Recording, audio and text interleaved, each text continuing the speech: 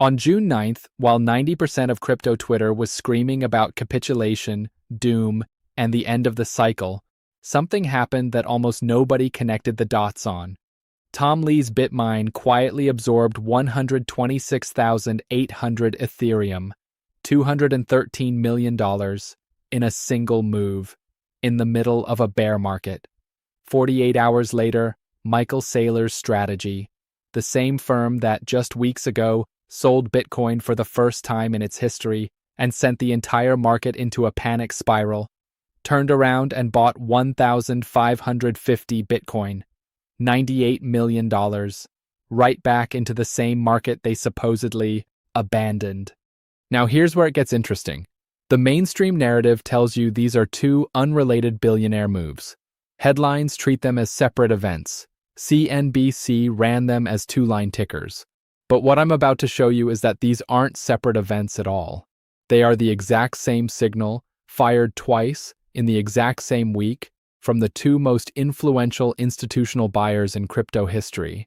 And that signal has a direct, mathematical, almost mechanical implication for XRP and HBAR, one that the retail crowd is completely missing because they're too busy staring at red candles.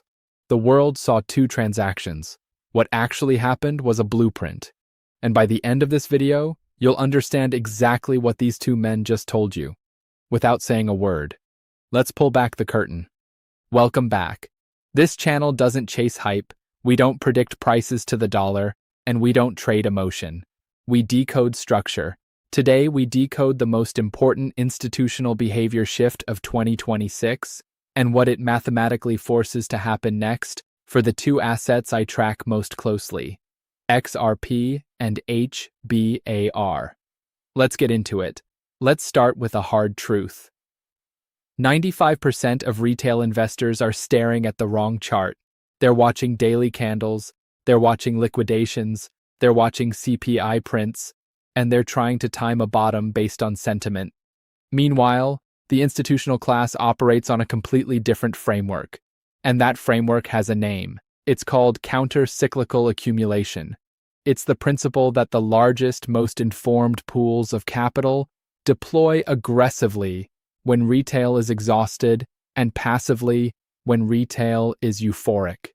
This is not new. This is how Warren Buffett built Berkshire. This is how Stanley Druckenmiller printed his career. This is how every great fortune in modern finance was built. What's new, and what the world is missing, is that this exact framework has now, officially, migrated into digital assets at the corporate treasury level. And it just changed everything. Here's why this matters.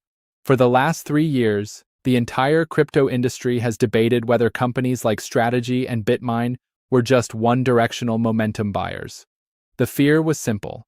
If Bitcoin or Ethereum ever entered a true bear market, these treasury companies would be forced to sell into weakness to cover obligations, triggering a cascade.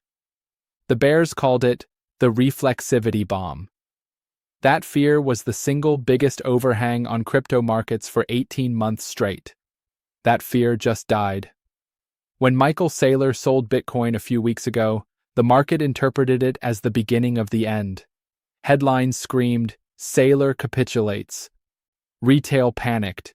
XRP dropped from $1.40 to the low $1.40.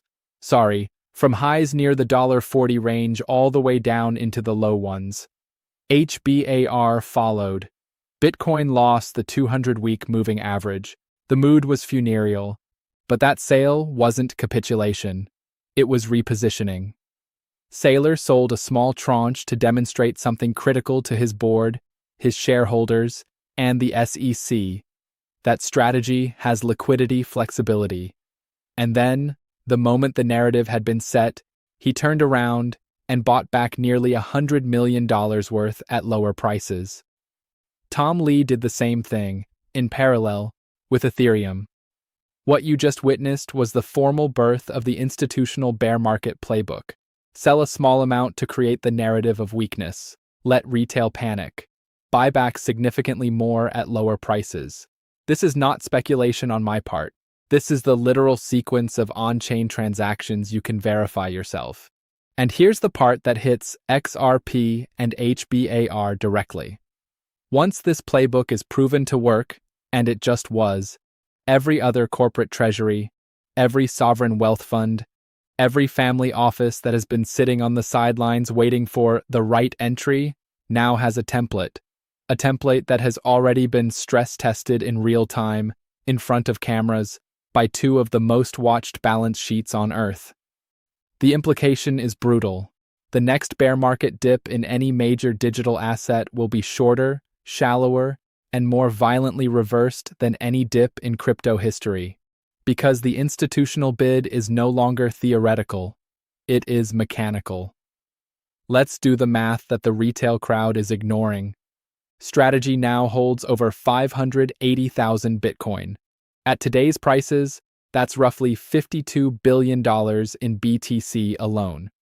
BitMine, in less than a year of existence, has accumulated an Ethereum position worth multiple billions of dollars. Combined, just these two entities now control more than 3% of the total liquid supply of Bitcoin and a meaningful percentage of liquid Ethereum. Now think about what just happened on June 9th and June 11th.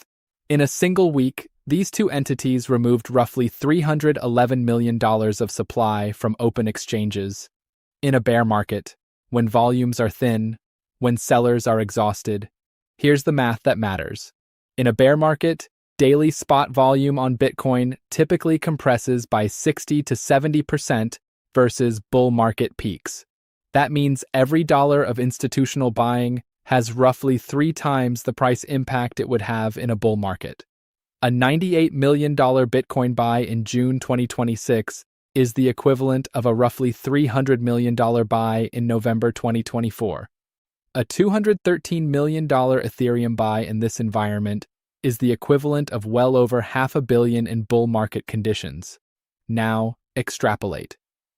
If Strategy and BitMine are signaling that they will continue this pattern, and based on Saylor's public statements over the last 72 hours, they absolutely are, then every meaningful dip from this point forward will be met with hundreds of millions of dollars of programmatic buying within days.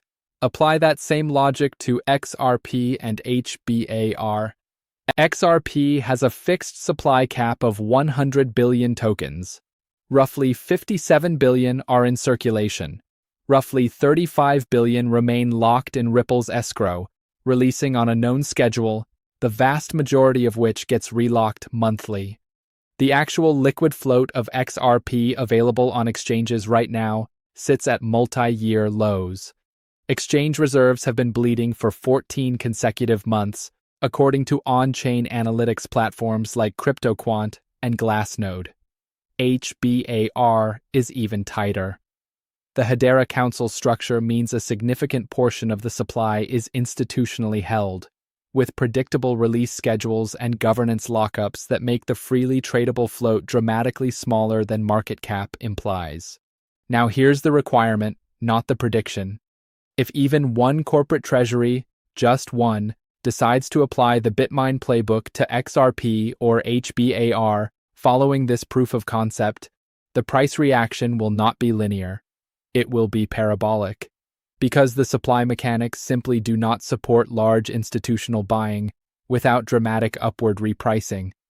This is not a Moonboy fantasy. This is a math problem with only one solution. Fixed or near-fixed supply, plus shrinking exchange reserves, plus a newly validated corporate accumulation playbook, equals one outcome. The next leg up for both assets, when it comes, will be faster and more violent than the last. While retail is panic selling because of geopolitical headlines and Fed uncertainty, the institutional signal has never been clearer. Let me walk you through it. The Federal Reserve's one-year inflation expectation just printed at 3.5% for May, down from 3.6% in April. That's the lowest reading in 4 months. The disinflation trend is reasserting itself. This matters because every basis point of declining inflation expectations directly translates to higher probability of rate cuts in the second half of the year, and rate cuts are rocket fuel for risk assets. Simultaneously, Senior Israeli officials have confirmed that Israel is halting strikes against Iran at President Trump's direct request. The geopolitical risk premium that has weighed on crypto for the last 3 weeks is actively unwinding. Oil prices are softening. The dollar is consolidating. The exact macro conditions that historically precede major crypto rallies are quietly assembling. But here's what retail is missing. The institutions don't react to these signals. They anticipate them. Bitmain's $213 million Ethereum purchase wasn't a response to peace talks. It preceded them. Saylor's $98 million Bitcoin buy wasn't a reaction to the inflation print. It front-ran it. Ask yourself this brutal question. Does a billionaire with access to the best research desks on Wall Street and direct lines into Washington deploy 9 figures of capital in a single week without knowing something the rest of us don't? Absolutely not. They don't gamble. They position. And the positioning is universal. ETF flows for spot Bitcoin products have quietly turned positive again over the last 7 trading days. Ripple's continued infrastructure build-out, including the Hidden Road acquisition and the ongoing integration with traditional prime brokerage rails, is happening regardless of price. Hedera's enterprise adoption continues to expand through council members like Google, IBM, and Boeing, none of whom care about a 30% drawdown in HBAR's spot price. This is the divergence that matters. Price action is bearish. Infrastructure action is aggressively bullish. The two cannot coexist forever. One has to capitulate. And history is unanimous on which one always does. Price catches up to infrastructure, never the other way around. If you're still with me at this point, you already understand more about what's actually happening in this market than 95% of the people trading it. So do me one favor, hit that subscribe button and turn on notifications, because the next 60 days are going to produce the highest conviction setups of this entire cycle, and I will be breaking down every single one of them in real time. Drop the word positioned in the comments if you're accumulating through this dip. I want to see who in this community is actually paying attention versus who's just watching from the sidelines. Now let's get back into it, because the next part is where it gets really interesting. Let's talk about what's actually on the calendar. The Digital Asset Market Clarity Act, the legislation that finally draws a clean line between securities and digital commodities and assigns clear jurisdictional authority, is currently advancing through committee with bipartisan momentum that simply did not exist 12 months ago. The political pressure to deliver a regulatory framework before the November midterm cycle is enormous. The Trump administration has publicly committed to crypto clarity as a first-year deliverable. Every signal coming out of Washington suggests we get a vote before the end of Q3. When the Clarity Act passes, and at this point it's a matter of when, not if, every institution that has been sitting on the sidelines citing regulatory uncertainty loses their excuse overnight. The capital that has been waiting in money market funds, earning 4.5% and going nowhere, suddenly has a green light to deploy.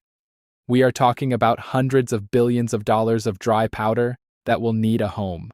Simultaneously, the Federal Reserve's July and September meetings now carry materially higher odds of dovish surprises given the inflation data trajectory.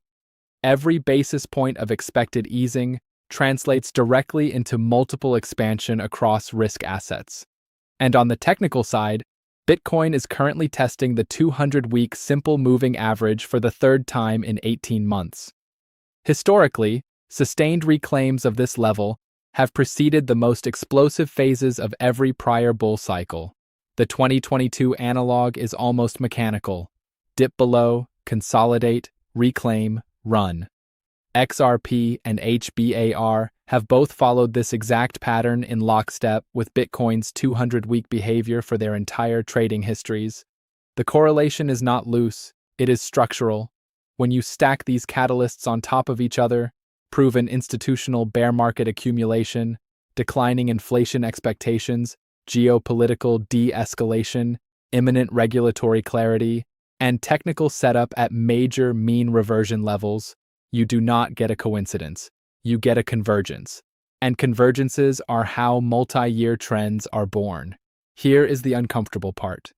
We are moving from an era of abundance into an era of scarcity, and most retail participants will not realize it until the door has already closed behind them.